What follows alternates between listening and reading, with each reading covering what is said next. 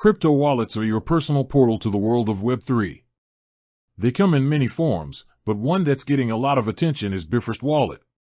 Bifrost Wallet is a secure, non-custodial mobile wallet. This means you, and only you, are in control of your digital assets. It doesn't store your crypto. Instead, it holds the private keys that give you access to your funds on the blockchain. Think of it as the key to a bank vault. The bank is the blockchain, and Bifrost is your key.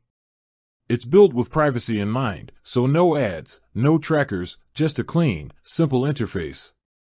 Bifrost Wallet works by securely storing your private keys directly on your device. When you create a wallet, you're given a 12 or 24-word recovery phrase. This phrase is the master key to your funds.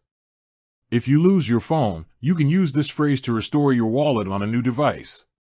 Never share this phrase with anyone. A standout feature is its focus on the Flare and Songbird networks. It allows users to easily manage wrapped FLR, delegate voting power to the Flare time series Oracle, FTSO, for rewards, and even autoclaim those rewards directly in the app. This is a big deal because it simplifies complex processes, making it accessible even for beginners.